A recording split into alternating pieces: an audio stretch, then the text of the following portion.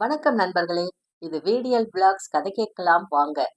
முல்லைக்கு தேர் கொடுத்த வீரயுக நாயகன் வேள்பாரி கதையை கேட்க வந்திருக்கிற உங்க எல்லாரையும் தட்டியங்காட்டு போற பாக்குறதுக்காக கூட்டிட்டு போறதுல எனக்கு ரொம்பவே மகிழ்ச்சி. உதிரனோட வாளும் துடும்பனோட வாளும் வெட்டிய அந்த நிமிஷத்துல மின்னல் ஒளி முற்றா மறைஞ்சு இருள் நிலை கொன்றுச்சு. உதிரனோட வாள் மோதின அந்த நிமிஷத்துல ஏற்பட்ட அதிர்வை துடும்பனோட கை உச்சந்தலையில உணருது. அந்த நேரத்துல துடும்பனோட கை தளர்ந்து மீண்டும் இறுகுது. அப்படி இருக்கும் பொழுது அவனது தலையை சீவி கடந்து கொண்டிருந்தது உதிரனின் வாள். அது வரைக்கும் போன எபிசோட்ல பார்த்தோம். அதுக்கப்புறம் என்ன நடந்துச்சுன்னு இந்த எபிசோட்ல பார்க்கலாம். வீர யுக நாயகன் வேள்பாரி பகுதி 109. பொழுது விடிஞ்சிருச்சு. இரளிமேட்டின் பெரும் பாறை மேல அடுக்கி வைக்கப்பட்டிருந்த வீரர்களோட உடல்கள் மேல மழை நீர் படாமல் இருக்க படல்களை கொண்டு மேல் மறைப்பு செஞ்சிருந்தாங்க. உடல்களோட தலைமாட்டுல வாரிக்கையில் உட்கார்ந்திருந்தாரு. வலது பக்க கீழ் திசையில முரியநாசான் இருந்தாரு. இடது கோடியில ஆயுத பொறுப்பாளன் முதுவேலன் இருந்தாரு. இவங்க 3 பேரை தவிர மத்த எல்லாருமே மலையை விட்டு கீழிறங்கிட்டாங்க. முதியவர்கள் இது நாள் வரைக்கும் போருக்கு தேவையான வேலைகளை மட்டுமே செஞ்சுக்கிட்டு இரளிமேட்டிலும் நாகக்கரட்டிலும் இருந்தாங்க. நேற்று மாலையோட போர் முடிஞ்சிருச்சு. அதுக்கு பின்னால நடக்க தொடங்கினது அழித்தொழிப்பு தான். அறம் பிறந்தவர்களை அழித்தொழிக்கும் அறச்சீற்றம் தான். அதுல யார் வேணாலும் பங்கெடுக்கலாம் அப்படின்றதால முதியவர்களும் கீழிறங்கினாங்க. நேற்று தாக்குதலுக்கான சொற்களை பாரி அறிவிச்ச கணத்திலிருந்து பல மடங்கு வேலையை செஞ்சுக்கிட்டு இருந்தாங்க முதுவேலனும் முரியநாசானும். வரம்பில் உள்ள எத்தனை பேரும் ஒரே நேரத்துல கீழிறங்கி தாக்கணும்னா எல்லார்கிட்டையும் போதுமான அளவுக்கு ஆயுதங்கள் இருக்கணும். யார் யார் எந்த பக்கம் போக போறாங்க, அவங்க தாக்க வேண்டிய எதிரிகளின் படை அமைப்பு எப்படி அப்படின்னு பேசி முடிவெடுத்து ஆயுதங்களை கொடுத்து அனுப்புறதுக்கெல்லாம் நேரமும் இல்ல, அதுக்கான சூழலும் இல்ல. பரப்பப்பட்டு கிடந்த சூலூர் வீரர்களோட குருதிய உடல்ல பூசிக்கிட்டு எழுந்து வந்த பரம்பு வீரர்கள் கையில கிடைச்சதையெல்லாம் எடுத்துக்கிட்டு புறப்பட்டாங்க. முதுவேலனால ஒரு கட்டத்துக்கு மேல வழிமுறை செய்ய முடியல. குகைகள்ல கடைசி எல்லை வரை அடுக்கி வைக்கப்பட்டிருந்த ஆயுதங்கள் எல்லாமே ஒண்ணு விடாம கொடுக்கப்பட்டுருச்சு. ஒற்றை அம்பு கூட மிச்சமில்லாம எல்லாமே பயன்பாட்டுக்கு போயிருச்சு. ஆனாலும் முதுவேலன் மனசுல கவலை இருக்கத்தான் செஞ்சது. இறங்கி தாக்க எதிரிகளை கூண்டோடு அழிக்கும் முடிவை பாரி சொன்ன உடனே தயங்கி நின்னவன் முதுவேலன் தான். அழித்தொழிப்பு போருக்காக மலையை விட்டு கீழே இறங்கிவிட்டால் வேலை முடிந்த பின் தான் திரும்பி வர முடியும். வேந்தர்களின் படையில் இப்போதைய நிலைமையில் 40,000 பேர் இருக்கக்கூடும். அவர்களை முழுமையாக அழித்தொழிக்கும் அளவுக்கு நம் வீரர்களின் கையில் போதுமான ஆயுதங்கள் இருக்க வேண்டும். ஆனால் நம்மிடம் வில் அம்பு மட்டுமே தேவையான அளவு இருக்கிறது. இது போன்ற தாக்குதலில் அதிகம் பயன்படுவன அண்மையிலிருந்து தாக்கும் ஆயுதங்கள் தான், குறிப்பாக வாள் வகைகள். அனைத்து வீரர்களும் ஒன்றுக்கும் மேற்பட்ட வகை ஆயுதங்களை வைத்துக்கொண்டு இறங்குவதுதான் சரியான நடவடிக்கையாகும். ஆனால் அவ்வளவு ஆயுதங்கள் கைவசம் இல்லை அப்படின்னு முதுவேலன் சொல்றான். ஆயுதங்கள் போதுமான அளவு இல்லை என்பதால் எதிரிகளை அழிக்காமல் விட முடியாது. மாற்று என்ன அப்படின்னு சிந்திக்கும் பொழுதுதான் வாரிக்கையன் அனலியை இறக்கும் ஆலோசனையை சொல்றாரு. அவர் அதை சொல்லிக் கொண்டிருக்கும் பொழுதே முரியநாசான் இருள்வேல மரத்தின் சிவப்பு பிசினை எடுத்து வர தன்னோட மாணவர்களை அனுப்பிட்டாரு. எதிரிகளின் 2 பாசறைகளில் இருக்கும் எண்ணற்ற வீரர்களின் மீது முதற்கட்ட தாக்குதலை இப்பூச்சி இனங்கள் நடத்தட்டும். அதிலிருந்து தப்பி வருபவர்களை மட்டும் ஆயுதங்களால் தாக்கினால் போதும் அப்படின்னு முடிவாக்கப்பட்டது. அந்த முடிவின்படி பாண்டிய சோழ பாசறைகளிலிருந்து தப்பி வர்றவங்களை தாக்க போகும் விந்தன் தலைமையிலான வீரர்களுக்கு மிக குறைவான ஆயுதங்களே கொடுக்கப்பட்டுச்சு. 2 பாசறைகளிலும் ஏறத்தாழ 20,000 வீரர்கள் இருப்பாங்க. அவங்க பூச்சி இனங்களின் தாக்குதலுக்கு தப்பி பிழைத்து இருளுக்குள்ள ஓடி வரும்போது வாளையும் ஈட்டியையும் அவங்க மேல மடக்கி பிடிக்கிறதே போதுமானது. அதற்கேத்த மாதிரிதான் ஆயுதங்கள் கொடுத்து அனுப்பப்பட்டுச்சு. அதே போல சேரனின் படையை நோக்கி உதிரன் தலைமையிலான வீரர்கள் அனுப்பப்பட்டாங்க. பின்னிரவில் மேற்கு திசையிலிருந்து தாக்குதல் தொடுத்து சேரனோட படையை வெளியேற்றும் நிலையை உருவாக்கினா கிழக்கு திசையில அழித்தொழிப்பு வேலையை செய்ய முடியும் அப்படின்னு நினைச்சு அதுக்கேத்த மாதிரி ஆயுதங்கள் கொடுக்கப்பட்டுச்சு. இதுக்கு இடையில மூஞ்சல் நோக்கி போன முடியன் தலைமையிலான குழுவுக்குத்தான் அனைத்து வகையான ஆயுதங்களும் தேவைப்பட்டுச்சு. வேந்தர்களை சுற்றி நிக்கிற சிறப்பு படைகளையும் நீலனை சிறைப்பிடித்து நிக்கிற கவச படையையும் எதிர்கொள்றதுக்கான முழுமையான அளவு ஆயுதங்கள் அவங்களுக்கு தேவைப்பட்டுச்சு. ஆனாலும் அவ்வளவு ஆயுதங்கள் இல்ல. இரவாதனோட வீர மரணம் அந்த இரவில் ஆயுதங்களே இல்லாம கூட போரிடும் வலிமைய ஒவ்வொரு பரம்பு வீரனுக்கும் வழங்கி இருந்துச்சு. அதனால முதுவேலன் என்ன கொடுக்கறானோ அத வாங்கிட்டு வீரர்கள் புறப்பட்டாங்க. எதிரிகள் மூஞ்சலில் சேகரிச்சு வச்சிருந்த நஞ்சின் வகைகளை பத்தி அளவன் மூலம் தெரிஞ்சுக்கிட்டு இருந்த முரியனாசான் அதுக்கான மாற்ற உருவாக்கி இருந்தாரு. இறுதி கட்ட தாக்குதல்ல எதிரிகள் அதை பயன்படுத்தலாம் அப்படின்னு நினைச்சு அவர் மூஞ்சலை தாக்க போகும் முடியன் படைக்கு மட்டும் அதை கொடுத்தாரு. ஒரு கடலை செடியில் எண்ணற்ற கடலைகள் இருக்கிறத போலத்தான் கொத்து கொத்தா அந்த கிழங்குகள் இருந்துச்சு. போகும் பொழுதே இச்சிறு கிழங்க ஆளுக்கு ஒன்னு எடுத்து வாயில போட்டுக்கோங்க அப்படின்னு சொல்றாரு. இதுல முது வேலனையே வியக்க வைத்தவங்க திரையர்கள் தான். இறங்கி தாக்க பாரி அனுமதி அளித்ததே போதும், எங்களுக்கு எந்த ஆயுதமும் தேவையில்லை அப்படின்னு சொல்லிட்டு புறப்பட்டான் காலம்பன். ஆனா முதுவேலன் அவங்கள நிறுத்தி ஒவ்வொரு வீரனுக்கும் கேடயம் ஒன்னும் நடுவகை வாள் ஒன்னும் கொடுத்து அனுப்புறான். இது மட்டும் அல்லாது 6 குடியினர் தட்டியங்காட்டு பக்கமும் வெங்கல் நாட்டின் பக்கமும் மலை விட்டு கீழிறங்கினாங்க. வேந்தர் படையின் வீரர்கள் நிலப்பகுதியில எங்கு குறுக்கிட்டாலும் வெட்டி வீழ்த்த புறப்பட்ட படை இது. அவங்க காட்டுல கிடைக்கிற எல்லாத்தையுமே ஆயுதமா பயன்படுத்தக்கூடியவங்க. இதெல்லாம் நடந்துகிட்டு இருக்கும் போதே செய்தி கேள்விப்பட்டு காரமலையின் உச்சியிலிருந்து அரிமான்கள் இரளிமேட்டுக்கு வந்தாங்க.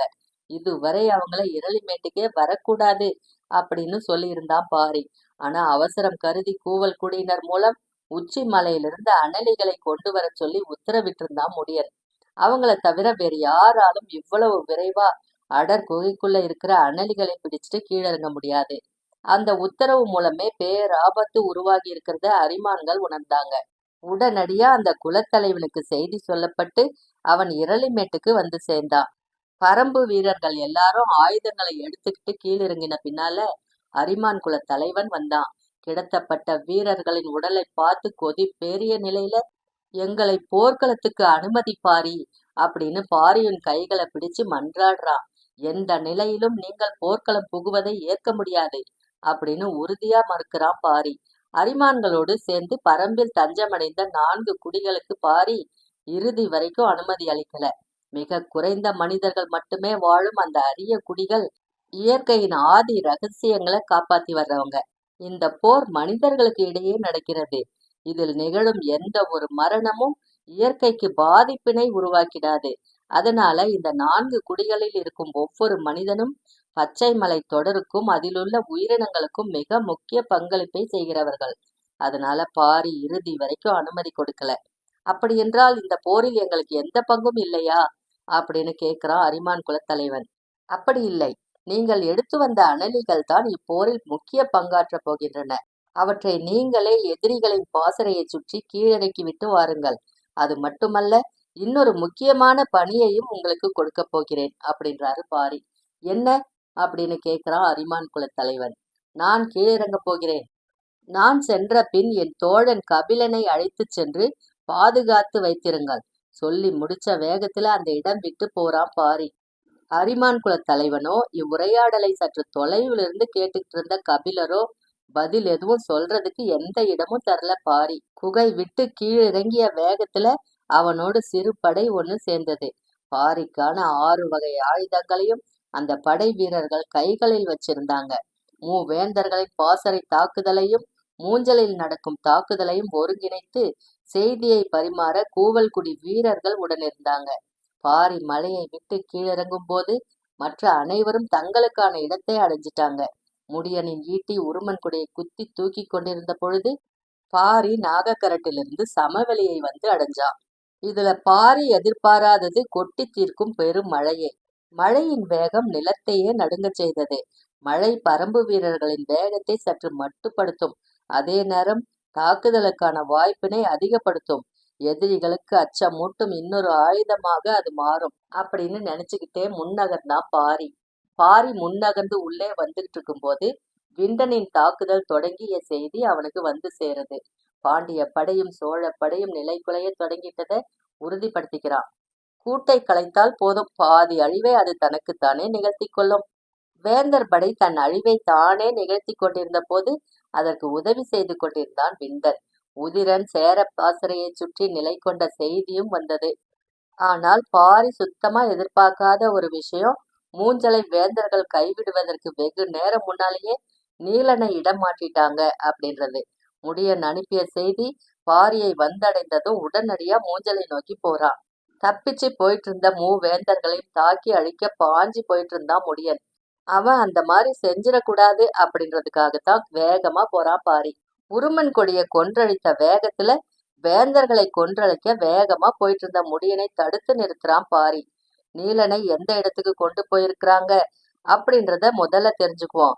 அதுக்கு பின்னால வேந்தர்களை தாக்கி ஒழிப்போம் அப்படின்னு சொல்றான். பாரியோட சொல்ல ஏற்க முடியாம திணறான் முடியன். ஆனாலும் நீலன் குறித்த சிந்தனை மனச மாத்துது. மழை கொட்டும் இந்த இரவில் நீலனை எங்கு கொண்டு போயிருப்பாங்க, எங்கே போய் அறிய முடியும் அப்படின்னு நினைச்சுக்கிட்டே திகச்சு நின்னா முடியன். சட்டுன்னு வேட்டூர் பழையனோட நினைவு வருது.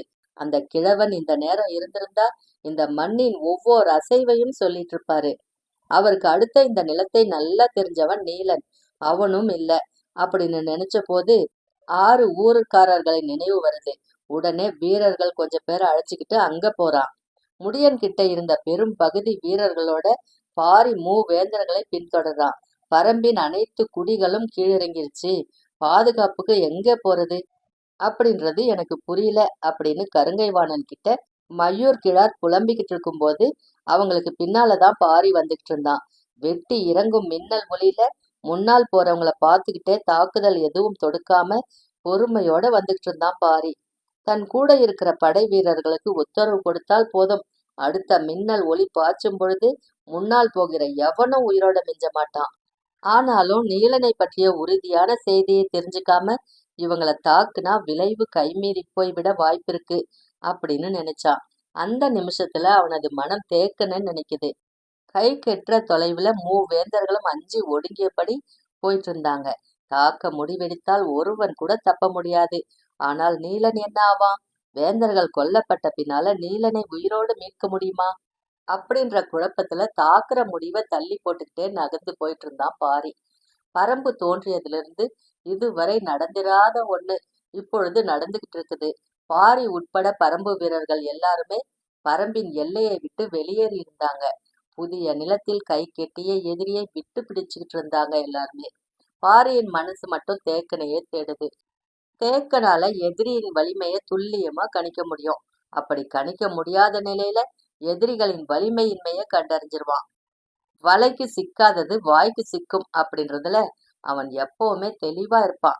எந்த நிலையிலும் தேக்கனின் ஒற்றை சொல் குழப்பத்தை போக்கி தெளிவை உருவாக்கிடும். அந்த கணம் தேக்கனின் குரலுக்காக பாரியின் மனம் ஏங்கி அடங்குது. ஏக்கத்துக்கு நடுவுல தேக்கனோட சொல் என்னவாக இருந்திருக்கும் அப்படின்னு யோசிக்கிறான். வேந்தர்களை அழிப்பதல்ல, நீலனை மீட்பதே முதற்பணி அப்படின்னு அவனோட ஆழ் மனதுல எதிரொலித்த தேக்கனோட சொல். எடுத்த முடிவில் துணிந்து நிக்கிறான் பாரி.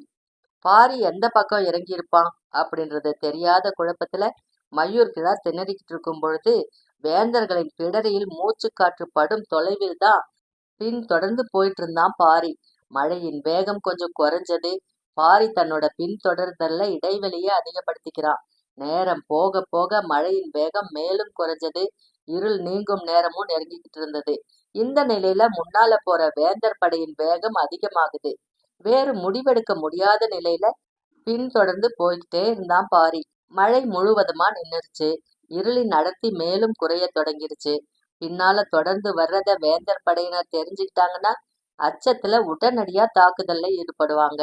தாக்குதல் தொடங்கிட்டா எதிரிகளோட படை முற்றா அழியும். அதனால நீலனை மீட்கும் முயற்சியில ஆபத்து உருவாகும். அதனால இடைவெளியை மேலும் அதிகப்படுத்திக்கிட்டு வந்தான் பாரி. முடியன் கிட்ட இருந்து எந்த செய்தியும் வரல. மழை நின்னு இருள் குறைய தொடங்குது.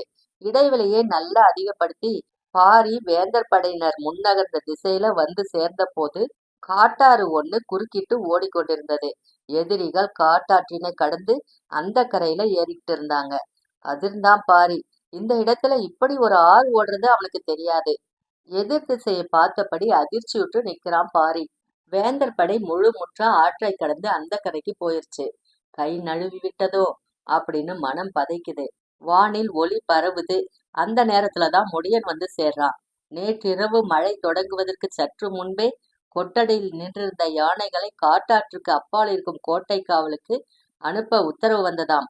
எனவே ஆற்றுக்கு அப்பால் இருக்கும் கோட்டையில் தான் நீலனை வைத்திருப்பார்கள் என்று பாராளி சொன்னான் அப்படின்னு சொல்றான் முடியன். அடுத்து என்ன செய்யலாம் அப்படின்னு பாரி சிந்திக்க தொடங்கும் முன் முடியன் சொல்றான், தந்த முத்தத்துக்காரர்களுக்கு செய்தி அனுப்பிவிட்டேன். இன்னும் சிறிது நேரத்தில் வந்து விடுவார்கள். சரியான முடிவு அப்படின்னு பாரி சொல்றான். எதிரிகள் ஆற்றை கடந்துட்டாங்க அப்படின்றது முடியனுக்கும் அதிர்ச்சியை உருவாக்குது. கொஞ்சம் பொழுது நன்கு விடியட்டும் அப்படின்றான் பாரி. பாசறைகளிலிருந்து அனலிகளின் தாக்குதலுக்கு தப்பி பிழைச்சவங்க விண்டன், உதிரன் ஆகியோரோட தாக்குதல்ல கொல்லப்பட்டாங்க. அதிலிருந்து தப்பி பிழைச்சவங்க நிலமெங்கும் சுற்றி திரியும் பரம்பின் இதர குடிகள் கிட்ட மாட்டிக்கிட்டாங்க. அதுலயும் தப்புனவங்க கொஞ்சம் பேரு தான். அவங்க கிழக்கு புறமாக நகர்ந்து ஆற்றை கடந்து அக்கறை ஏறினாங்க. பகலின் 4ஆம் நாழிகை முடியும் பொழுது ஒளியால் நிரம்பி இருந்தது நிலம். செவ்வரி மேட்டில் இருந்த வேந்தர்கள் எதிர்ப்புறத்துல காட்டாற்றுக்கு அப்பால ஆற்றை கடக்க முடியாம திணறி நிற்கும் பரம்பு படைய முழுமையா பார்த்தாங்க. இரவு முழுவதும் நடந்த தாக்குதலால அச்சம் உறைந்திருந்தது. ஆனால் பகலின் ஒளி அச்சத்தை நீக்க தொடங்கி இருந்துச்சு. 3 பாசறைகளிலிருந்து பல்லாயிரம் பேர் கொன்றழிக்கப்பட்டுட்டாங்க. மிஞ்சி கரைக்கு வந்து சேர்ந்தவங்க சில ஆயிரம் பேர் மட்டும்தான். ஆனால் பரம்பு வீரர்கள் ஆற்ற கடக்க முடியாம நிக்கிறது நம்பிக்கையை உருவாக்குது. பேரழிவிலிருந்து தளபதிகள் மீண்டுள்ளனர். செவ்வரி மேட்டில் இருக்கும் வேந்தர் படை வீரர்களின் எண்ணிக்கை 8000 தாண்டாது. 1,40,000க்கும் மேற்பட்ட வீரர்களை கொண்ட படை இறுதியில இவ்வளவுதான் மிஞ்சிருக்கு. ஆனாலும் மயூர் கிழாரும் கருங்கைவாணனும் நம்பிக்கையோட போய் வேந்தர்கள் கிட்ட சொன்னாங்க, எதிரிகள் ஆற்றை கடக்க வழியின்றி அக்கறையில் நிற்கிறார்கள். அது முக்கியமல்ல, அக்கறையில் நிற்பவர்களின் எண்ணிக்கையை பாருங்கள். சில 100 பேர் தான் இருப்பார்கள். எனவே இதற்கு மேல் நாம் பின்வாங்க வேண்டியதில்லை. நாம் நல்ல மேட்டு நிலத்தில் இருக்கிறோம். அவர்கள் ஆற்றினை கடக்கும் பொழுது இங்கிருந்து தாக்கினால் ஒருவனும் உயிர் தப்ப முடியாது அப்படின்னு சொன்னாங்க. இரவெல்லாம் பிழைத்தோடி வந்த அச்சம் எளிதில் மனம் விட்டு அகலல. ஆனாலும் ஆத்த தாண்ட முடியாம தேங்கி நிக்கிற சிறு கூட்டத்தை பார்த்ததும் இயல்பா மனசுக்குள்ள நம்பிக்கை உருவாகுது. முதன் முறையா பரம்பு படை நிலப்பரப்பின் கீழ் நிலையிலும் வேந்தர் படை நிலப்பரப்பின் மேல் நிலையிலும் இருந்தாங்க. எப்படியும் அவர்கள் நீலனை காப்பாற்ற ஆற்றினை கடக்க முயல்வர். அதனால இதனை தவறவிடக் கூடாது அப்படின்னு குலசேகர பாண்டியனுக்கு தோணுது. நமது படை அணிகளை ஒழுங்குபடுத்திக் கொள் அப்படின்னு சொல்றாரு. முதல் நாள் இரவு நடந்த பேரழிவிலிருந்து மறுநாள் காலை மீண்டும் மேலேறுது வேந்தர் படை. கருங்கை வாணன் உத்திகளை வகுக்கிறான். ஆற்றின் மேற்கு திசையில அப்படியே நின்னுட்டு இருந்தான் பாரி. நிலமெங்கும் இருந்த பரம்பு வீரர்கள் எல்லாரும் ஆற்றங்கரைக்கு வந்து சேர்ந்தாங்க. இருள் வேட்டை முடிவுற்றது. பகலின் பாய்ச்சலுக்கு பாரியின் உத்தரவை எதிர்பார்த்து நின்னுட்டு இருந்தாங்க. கொஞ்ச நேரத்துக்கு பின்னால நெட்டீட்டிகளை வீசச் சொல் அப்படின்றான் பாரி. வெவ்வேறு இடங்கள்ல இருந்து 3 வரிசைகளாக போதிய இடைவெளியோடு ஈட்டிகள் எறியப்படுது. ஈட்டிகள் குத்தி நிக்கிறத வச்சு நீரின் ஆழத்தை கணிச்சாங்க. வீரர்கள் எல்லாரும் பாரி வந்துட்டதால மீட்டே தீருவான் அப்படின்ற நம்பிக்கையோட நின்னாங்க. அவங்களுக்கு எதிரில் ஓடும் ஆறோ உயர்ந்து நிற்கிற மேடோ ஒரு பொருட்டாவே இல்லை. ஆனால் பாரிக்கு எல்லாம் பொருட்டா இருந்துச்சு. எந்த ஒரு வீரனையும் இழந்துவிடக் கூடாது அப்படின்ற கவனமும் நீலன் மீதான சிந்தனையுமாக மனத்தை ஒருமுகப்படுத்திக்கிட்டு இருந்தான். அந்த நேரத்துல இடப்புறம் வெகு தொலைவில் இருந்து கூவல் குடியின் ஓசை கேக்குது. என்னன்னு பாக்குறாங்க. தந்த முத்தத்துக்காரர்கள் 4 யானைகளோட ஆற்றக்கரைக்கு வந்து நிக்கிறாங்க. உள்ளே இறங்குறதுக்கான அனுமதியை கேட்கிறது அந்த ஓசை. ஆற்றுக்குள் இறங்கு, ஆனால் அக்கறையில் ஏறாதே அப்படின்னது பாரியின் பதில். குறிப்போசையாக இங்கிருந்து எழுப்பப்படுது. இது நடந்துகிட்டு இருக்கும் போது ஆற்றின் வலப்புறத்தை கை காட்டி, அங்கே பாருங்கள் அப்படின்றான் முடியன். ஒரு காத தொலைவுல ஒரு கூட்டம் ஆற்றுக்குள் இறங்கி அக்கறையை நோக்கி நடக்க தொடங்கிருச்சு. உத்து பார்த்துக்கிட்டு இருந்த முடியன் சொல்றான், திரையர்கள் இறங்கி விட்டார்கள். முடியன், உதிரன், விண்டன் 3 பேரும் பாரிக்கிட்ட சொன்னாங்க, இனியும் நாம் காலம் தாழ்த்த வேண்டாம். ஆற்றை கடந்து மேலேறும் பொழுது நம்மில் சிலர் சாக வேண்டியிருக்கும். ஆனால் எதிரிகளால் வலுவான தாக்குதலை நடத்திவிட முடியாது. நம்முடைய வேகத்துக்கு அவர்களால் ஈடு கொடுக்க முடியாது. எனவே ஆற்றை கடக்க உத்தரவு தாருங்கள் அப்படின்றான். பாரியிடமிருந்து பதில் ஏதும் இல்லை. மிக சில வீரர்கள் கிட்ட மட்டும் குதிரை இருக்கு. மேட்டின் மீதிருந்து வீசப்படும் ஆயுதத்தின் வேகம் வலிமையா இருக்கும். எதிரிகள் நாம் ஆற்றில் இறங்கிய உடனே தாக்குதலை தொடங்கிடுவாங்க. சில இடங்கள்ல கழுத்து வரை ஆழம் இருக்கும் பகுதியை நாம் கடந்தாகணும். அந்த நேரத்துல நம் மீது நடக்கும் தாக்குதலால இழப்பு மிக அதிகமாயிடும். முடியன் மீண்டும் சொல்றான், காலம் தாழ்த்த வேண்டாம், உள்ளிறங்குவோம். பாரியின் கண்கள் ஆற்று நீரையே பார்த்துக்கிட்டு இருந்துச்சு. கரையோரத்துல நீரின் எதிர் திசையில சிற்றலைகள் எழும்பி அமுங்குது. என்ன இது அப்படின்னு கவனிக்கும் போது காற்று நீரின் மேல் தளத்தை சீவி வீசுது. அதன் திசையையும் தன்மையும் உணர்ந்த பாரி, இது காற்றல்ல, காட்சி. இந்நேரம் நம்மில் யாராவது குளவன் திட்டில் இருந்திருக்க வேண்டும் அப்படின்னு நினைச்ச நேரத்துல தலைக்கு மேல எண்ணில் அடங்காத சுருள் அம்புகள் பறந்துகிட்டு இருந்துச்சு. எதிர் திசையில் செவ்வரி மேட்டின் உச்சியில நின்னுட்டு இருந்த வேந்தர் படையின் மீது கண்ணிமைக்கும் நேரத்துல நூத்துக்கணக்கான சுருள் அம்புகள் குத்தி இறங்குது. அதிர்ந்து போய் திரும்புறான் பாரி. வெகு தொலைவுல சின்னதாய் தெரிஞ்சது குளவன் திட்டு. இகிலிக்கிழவன் உச்சியில் நின்னு சிரிக்கிறத போல அவன் மனக்கண் முன்னால தோணுது. எப்படி இவ்வளவு தொலைவில் அப்படின்னு உதிரன் கேட்டுக்கிட்டு இருக்கும்போது முடியன் சொல்றான், அவர்கள் 5 வயதிலே குறி தவறும் அம்புகளை எய்து முடித்து விடுவர். இது காட்சி. குளவன் திட்டில் எவ்விடமிருந்து வீசினாலும் அக்கரைக்கு கொண்டு போய் சேர்த்துவிடும் அப்படின்னு சொல்லி முடிக்கும் முன் பாரியின் உருமல் காற்றையும் உழுக்குது. இச்சொல்லுக்காக காத்திருந்த பரம்பு படை காட்டாற்றுக்குள் பாய்ந்து இறங்குது. வேந்தர் படையினர் சுருள் அம்புகளால் தாக்கப்பட்டு பின்னோக்கி ஓடத் துவங்கிய போது பரம்பு படை ஆற்றை கடந்து கொண்டிருந்தது. இடது முனையில 4 யானைகளின் மீது அமர்ந்தபடி தந்தமுத்தத்துக்காரர்கள் அக்கறையில் ஏறிய பொழுது வலது கோடியில் மேலேறிய திரையர்களை கருங்கை வாணன் படை தாக்கத் தொடங்குது. தட்டியங்காட்டில் பரம்பு வீரர்கள் யானை போர் நடத்தாதற்கு காணவர் செய்த கைமாறி இது. சுருள் அம்புகள் காற்றியால் தூக்கி வரப்பட்டதால் அவற்றின் வேகம் பல மடங்கு இருந்தது. செவ்வரி மேட்டின் முன்பகுதி சரிவில் நிறுத்தப்பட்டிருந்த வேந்தர் படை வீரர்கள் சுருள் அம்புகளுக்காகவே அணிவகுத்து நிறுத்தப்பட்டது போல் நின்றுட்டு இருந்தாங்க. நினைத்து பார்க்க முடியாத இந்த தாக்குதலால வேந்தர் படை சிதறுது. காற்றியின் தாக்குதலுக்கு கொஞ்சம் முன்னதாகவே கருங்கை வாணன் இடப்புறம் ஆற்றில் இறங்கிய எதிரிகளை கொன்றழிக்க போய் சேர்றான். கரை ஏறும் மனிதர்களின் உருவ அமைப்பை பார்த்ததும் முன்னால் விரைந்து போன வீரர்களின் குதிரைகள் தேங்க தொடங்கிருச்சு. இந்த நிலையில்தான் சுருள் அம்புகள் படையின் மீது இறங்குது. தாக்கப்பட்ட வீரர்களின் பெரும் கூச்சல் காத தொலைவுக்கு அப்பால் இருக்கும் கருங்கை வாணனை திகைக்க வைக்குது. காற்றில் பறந்து வந்த அம்புகளை அவன் பார்த்து கொண்டிருக்கும் பொழுது அவனுக்கு முன்னால் அவனது படை வீரர்கள் தூக்கி வீசப்பட்டு கொண்டிருந்தாங்க. 200 பேர் கொண்ட வேந்தர் படை கன நேரத்துக்குள்ள குலைஞ்சு போச்சு. என்ன நடக்குது அப்படின்னு கருங்கை வாணன் உணர்றதுக்குள்ள அவனது குதிரையை அடித்து வீழ்த்துறான் ஒருத்தன். அவனது முகத்தை எங்கேயோ பார்த்திருக்கிறோமே அப்படின்னு யோசிக்கும் போது மண்ணில் உருண்டு கொண்டிருந்தான் கருங்கை வாணன். விழுந்த வேகத்துல எழுந்தவன் இடுப்பில் இருந்த வாளை எடுக்க போகும் பொழுது ஓடி வந்தவன் இடது தோள்பட்டையோடு முட்டி தூக்கி எறிகிறான். அவன் முட்டிய வேகத்துல தோள்பட்டை எலும்பு நொறுங்குது. முட்டியவன் திரையர் குல தலைவன் காலம்பன் அப்படின்னு கருங்கை வாணன் உணர்ந்த பொழுது அவனது நெஞ்செலும்போடு அடித்து வீழ்த்துறான் காலம்பன். யானையின் தாக்குதலுக்கு இணையானதாக இருந்தது அந்த அடி. கீழே விழுந்தவனோட மூக்கிலிருந்து குருதி கொப்பளிக்குது. தன் குலம் அழித்தவனை காணும் பொழுது உருவாகும் வெறி கட்டு கடங்காததாக இருந்தது. அப்பொழுது காலம்பன் எழுப்பிய உக்கிரமேறிய உருமல் செவ்வரி மேட்டிலிருந்து பாரிக்கு கேக்குது. ஆற்றிலிருந்து மேடேறிட்டு இருந்த பாரி என்ன நடக்குதுன்னு திரும்பி பார்க்கறான். வேந்தர் படையினரிடமிருந்து திரையர்கள் எதையோ பிடுங்கி எறிவது தெரிந்தது. எதிரிகளின் ஆயுதங்களை பிடுங்கி எறிகிறார்களோ அப்படின்னு ஒரு கணம் தோணுது. அவை ஆயுதங்கள் அல்ல, பீத்து எரியப்படும் மனித உறுப்புகள். பாரி அதிர்ந்து போய் நிக்கிறான். அப்போ கருங்கை வாணனோட தலையை திருகிக்கிட்டு இருந்தான் காலம்பன். அது வரைக்கும் இந்த பகுதியில பார்த்தோம். அதுக்கப்புறம் என்ன நடந்துச்சுன்னு அடுத்த பகுதியில பார்க்கலாம். அது வரைக்கும் உங்களிடமிருந்து நன்றி கூறி விடைபெறுவது வீடியல் பிளாக்ஸ் வீடியல். நன்றி, வணக்கம்.